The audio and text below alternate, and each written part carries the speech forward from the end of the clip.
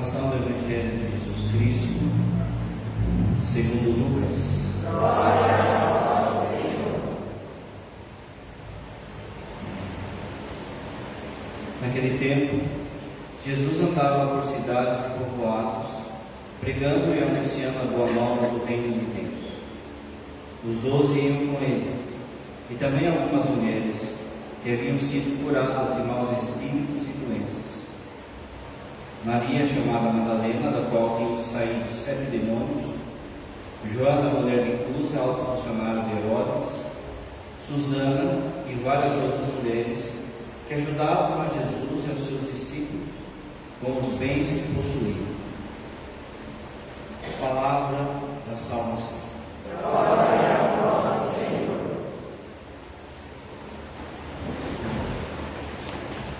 Caríssimos irmãos e irmãs, então, no terceiro dia da nossa novena São Miguel, nós meditamos já no primeiro dia São Miguel, cheio da graça de Deus. Nós meditamos que a graça de Deus em São Miguel fez com que ele se tornasse quem ele foi. O seu amor por Deus é de fato o grito que ele dá, mas de tudo é um grito de amor. O amor que ele tem por Deus faz com que ele avance e puxe consigo também todos os outros anjos para a glória de Deus. É pelo amor que São Miguel conquista o céu. É pelo amor que São Miguel puxa todos esses anjos que têm sido justos diante de Deus. E é por isso que ele é um serafim, um anjo que pega fogo de amor por Deus, no mais alto grau do coro angélico. E é por isso também que ninguém amou mais a Deus do que São Miguel. Só a Virgem Maria e, na minha opinião, essa é a minha opinião, São José. No restante, ninguém amou mais a Deus do que São Miguel. Ontem a gente viu que São Miguel, ele é o verdadeiro adorador do Verbo encarnado, do Verbo divino. E isso faz com que a segunda classe de anjos também adorem o Verbo divino. A gente viu no segundo, a gente sempre reza, né? No segundo coro, na segunda dezena, né? A gente fala dezena, mas não é dezena. A segunda dezena do Terço dos Anjos, pedindo que os querubins nos dê uma perfeita, a perfeição cristã. E a perfeição cristã, a gente viu ontem, nada mais é do que adorar a Jesus. Os querubins são os anjos que adoram a encarnação do Verbo. Como o padre já falou também, São Miguel, como ele é como se fosse um general, ele tem todas as outras patentes que tem abaixo dele.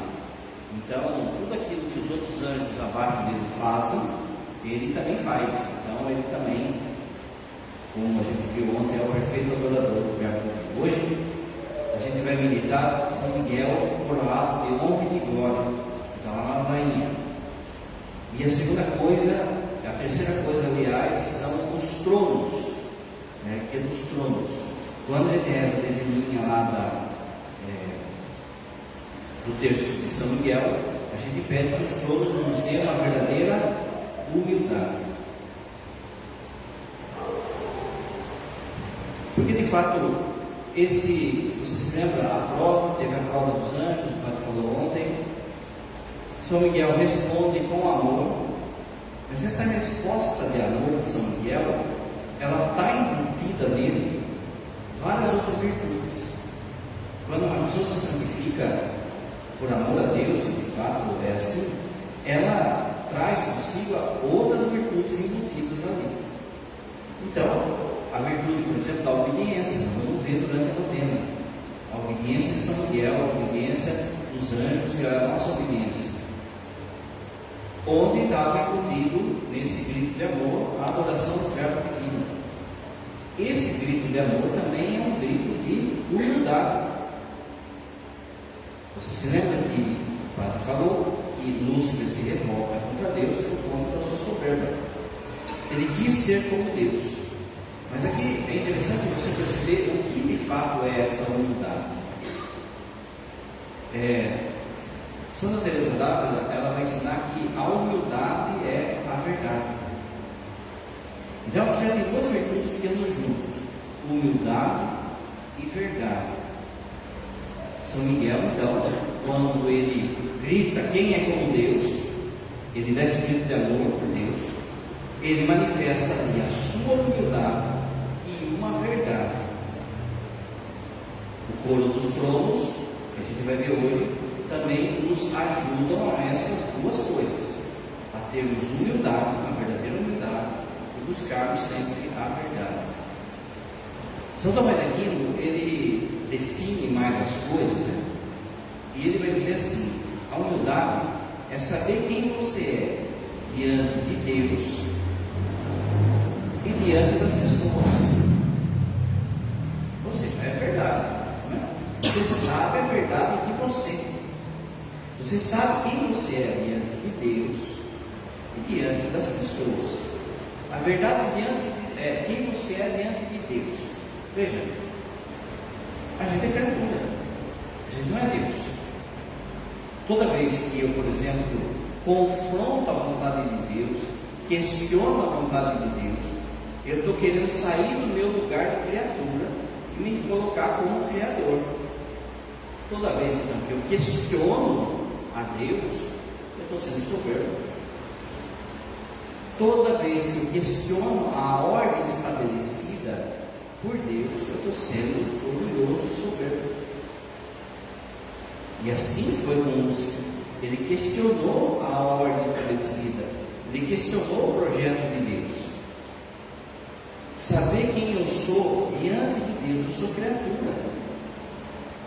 Quando eu quero, por exemplo, controlar as coisas, quando eu quero que as coisas saiam do meu jeito, na minha hora, existe ali um rascunho de soberba, um desejo de ser Deus, um desentendimento de quem eu sou. Quando eu murmuro, quando eu reclamo, quando eu quero controlar as coisas, quando eu desconto esse controle, às vezes, em outra coisa. Pode ser na culpa, pode ser na própria soberba, pode ser no palavrão, na raiva, em outra coisa. Às vezes essa soberba, ela está escondida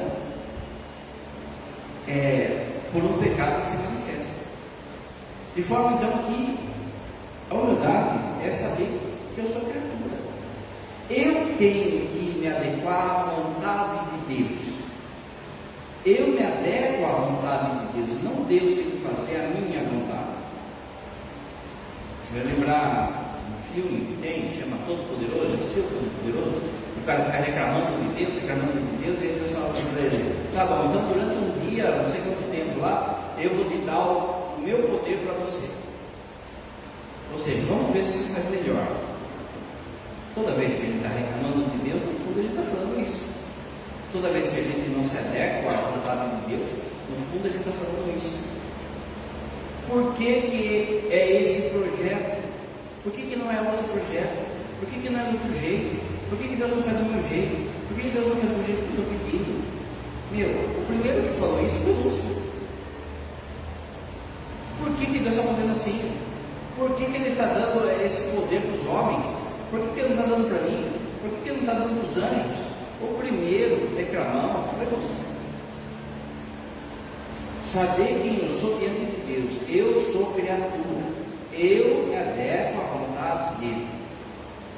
Saber quem eu sou diante dos homens. No caso aqui, diante dos anjos.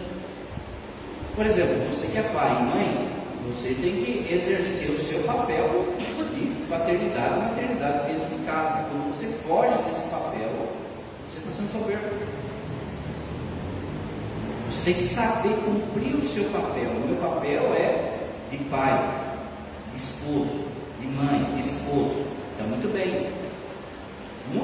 Existe quem participou da Semana da Família, vai lembrar da pedagoga que veio, que ela falou assim que existe uma linha de pedagogia hoje que fala assim que não se pode falar não à criança. Né? É o capiroto, de forma de pesa. Porque o pai e a mãe, ele é chamado sim a ser amigo do seu filho, a ser amiga da sua filha. Não é isso. Ele não é, ou ela não é, a mãe e o pai, não é o amigo da turma, da sala de aula. filho não pode tratar a mãe e o pai como trata a amiguinha lá, ou o amiguinho lá da sala de aula. Esse pode ser amigo, deve ser amigo, mas a autoridade é a maior e é preciso que o pai e a mãe exerçam essa missão de pai e a mãe. Quando ele está fazendo aquilo que Deus mandou ele fazer diante das pessoas, ele está sendo humilde. Olha aqui, vamos supor que eu falasse assim: não, hoje eu estou com o espírito humilde, então eu vou celebrar a missa, mas na hora do evangelho eu vou sentar e vou chamar uma pessoa aqui que fez teologia para leigos, e ela que vai pregar, porque eu sou humilde. Não, gente, isso é orgulho, porque na missa é o padre que está na pessoa de Cristo, e a missão de pregar é do padre. Pode ter gente na Assembleia que sabe muito mais que o padre, mas a missão agora de ser pai é do padre. Quando eu fujo da minha obrigação, então eu estou sendo soberbo. Vamos supor que o padre está dando um curso aqui e tal, e de repente no meio do curso chegou Dom Arnaldo. Eu não posso chegar para o bicho e falar assim: senta aí para você me escutar. Não é? Se ele chegar no meio do curso, tem que falar assim: ó, Dom Arnaldo, estou falando isso aqui, o senhor não quer continuar? A princípio ele vai falar: não, pode ir, não é assim. Mas eu tenho que perguntar para ele, porque ele é o bispo, eu sou o padre. Eu tenho que me colocar na minha missão diante das pessoas. Ao mesmo ponto que eu não posso passar essa missão para o leigo, eu não posso roubar aquilo que não é meu. Saber quem eu sou diante de Deus, sou criatura, e diante dos homens. Qual é a missão que Deus me deu? Quando eu percebo quem eu sou, então, nessa dobradiça, nesse elo, eu encontro a verdade de mim. Santa Teresa diz que a verdade, a humildade é a verdade. Portanto, quando Deus coloca, como ontem o Padre explicava, coloca o projeto dele de fazer do ser humano semelhante a ele e não os anjos. Quando Lúcifer ele questiona, ele está sendo orgulhoso, ele está querendo se colocar no lugar de Deus.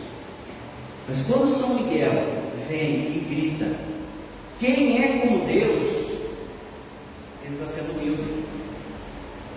Ele está falando assim para os anjos: olha, baixa a bola, cada um no seu lugar. Quem aqui é como Deus? Então baixa a bola. Muito bem. Ele responde assim, e a primeira coisa que o padre falou, ele já mostra sua humildade, mostrando: eu sou criatura, eu não sou nada perto de Deus, nenhum anjo aqui é nada perto de Deus. A segunda coisa é saber quem ele é diante das pessoas. O fato, lembra que o padre falou no primeiro dia, o fato dele ter dado esse grito de amor fez com que ele se tornasse o maior dos anjos. Aí é que entra a segunda parte da humildade. Isso não fez dele soberbo. Lúcifer pensou: se Deus vai se unir com o homem, ele vai ter que se unir com o maior de todos. O maior de todos sou eu. Ou seja, Lúcifer já estava com o coração já podre já.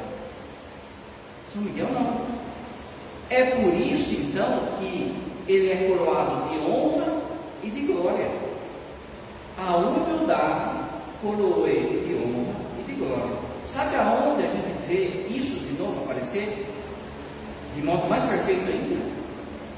Na Virgem Maria. Ele olhou a humildade da sua serva. Por isso todas as gerações me chamarão bem-aventurada. Ela sabe que ela é rainha, ela sabe que ela é mãe de Deus, mas isso não sabe que é o príncipe dos anjos, sabe que todos os anjos o honram, e todos os anjos coroam ele com honra e com glória, mas essa coroa de honra e de glória, acima de tudo, é Deus que dá, e ele não fica soberbo. Assim será conosco também no céu, teremos uma verdadeira humildade. Deus vai dar para nós a honra e a glória daquilo que a gente tiver feito bem, daquilo que a gente tiver santificado. É como se fosse assim, aquilo que você, vamos supor um santo que foi mártir, é como se ele recebesse uma medalha, uma coroa no céu, que vai brilhar mais, só que não vai dar orgulho, ele vai saber quem é Deus, vai saber quem ele é. Ele vai olhar, por exemplo, para os apóstolos, vão ver o quanto que eles foram mártires, e vão ver assim, perto dos caras não usa nada. Agora, São Miguel, então, ele dá esse espírito de humildade, aquilo que o padre falou. Um verdadeiro devoto de São Miguel, aliás, para ser verdadeiro devoto de São Miguel, não dá para ser soberbo. Se for soberbo, vai apanhar, porque é algo que ele não suporta, porque justamente é afronta contra Deus. Então, se você de fato é devoto de São Miguel, para de reclamar, para de murmurar, para de achar que Deus está devendo para você, para que o mundo está devendo para você, para de fugir das suas obrigações, para de fazer, de deixar de fazer aquilo que você tem que fazer. A humildade, é verdade. E aí vem então esse terceiro grupo de anjos, que são os tronos. A palavra em hebraico é ofanins. Ofanins, ele pode ser tronos ou pode ser sédia. Sédia, na liturgia, é a cadeira do padre. Aliás, aqui um toque já. Na cadeira do padre também não se pendura nada. É igual o altar, a gente não fica colocando coisa no altar, porque é uma presença de Jesus ali. Então, por exemplo, a hora que o acólito está segurando o microfone, ele não pode descansar o microfone no altar, não é mesa. E ele não pode descansar o microfone na sédia, nem toalhinha, nem nada. E se for a sédia do bispo, ainda é mais ainda. E se for a sédia do Papa, mais ainda. Por quê? Porque há uma presença ali. Então, esses anjos, eles significam, eles simbolizam como se fosse aonde Deus se senta, o trono de Deus. E é por isso que eles têm a ver com humildade, porque tipo assim, Deus se senta em nós, não é gente que aparece, ele que aparece. Quando o padre está sentado aqui, ó, não é o padre que você popozão aqui, ó. Não aparece a cadeira, não é? A cadeira fica escondida atrás do popô do padre. É assim também. De modo que, lá no livro de Ezequiel, olha o que fala, quando Ezequiel tem uma visão sobre os tronos. Enquanto eu olhava, vi 4 rodas, que é uma outra tradução. Porque, pensa assim, que Deus vem numa carruagem. Há algo que sustenta a glória de Deus ali. As rodas, a sédia, a cadeira, o trono.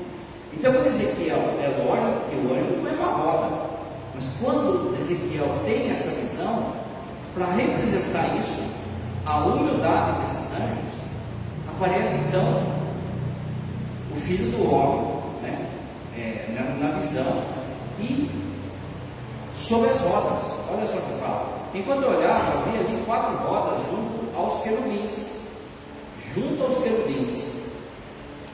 os ofanins, uma roda junto de cada um deles. As 4 rodas tinham o mesmo aspecto, como se estivessem uma dentro da outra. Ao se mover, caminhavam nas 4 direções, não se voltavam.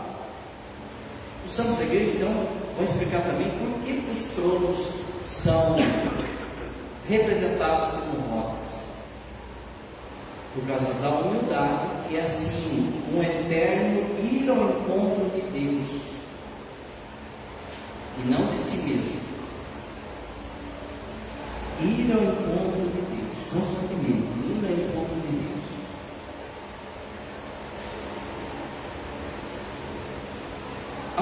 aparecer de novo na Bíblia, no Apocalipse. Na hora que João tem a visão da Nova Jerusalém, do Palácio Real, ele vê ali 24 anciãos sentados sobre os tronos. Esses 24 anciãos são os 12 filhos de Jacó, que disso aí saiu o povo de Israel. Olha só como as coisas vai ligando, né? Na ladainha a gente fala assim que São Miguel, ele é príncipe e condutor do povo de Israel. Deus deu uma missão a São Miguel de conduzir o povo da Bíblia. Depois na ladainha fala que Deus deu a missão de São Miguel conduzir a igreja. A gente está rezando todo dia na quaresma, a gente está rezando na novena, que nós agradecemos por bondade de Deus de ter dado São Miguel como príncipe condutor da igreja. Os primeiros 12, o Antigo Testamento. O segundo 12, os apóstolos, a igreja, o Novo Testamento. Então, esses anjos são os anjos que dão sustento. Lembra? Trono, roda, cédea, dão sustento à verdade que vem da igreja. Humildade e verdade. Lembra o que falou? O que faz com que a igreja não desemboque em pensamentos pessoais? Está fundamentada sobre os apóstolos. Os apóstolos sentam sobre os anjos, os tronos, que são humildade e verdade. O Papa João Paulo II, aliás, além disso, e por causa disso, se eles são humildade e verdade, eles também são os anjos da justiça. Mas depois o Padre vai falar em outro tempo. Se eles são da verdade, eles sabem o que é certo e o que é errado. Eles inspiram a igreja a não cair em, você viu na primeira leitura, em fábulas, em contos, em novidades do momento.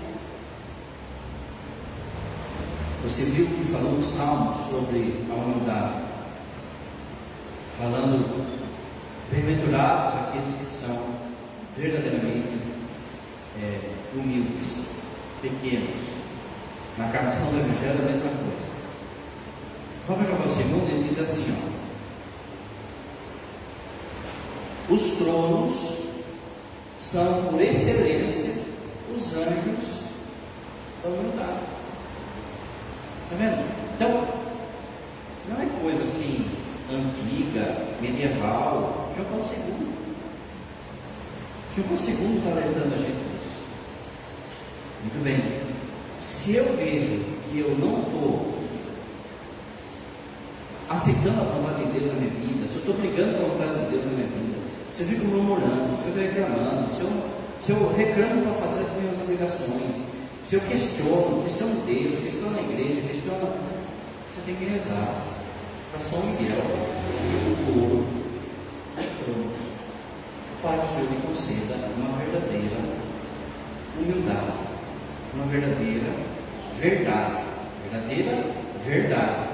e não a minha verdade. Que eu, como uma roda, vá ao encontro de Deus e não ao encontro de mim mesmo. Canta as oferendas.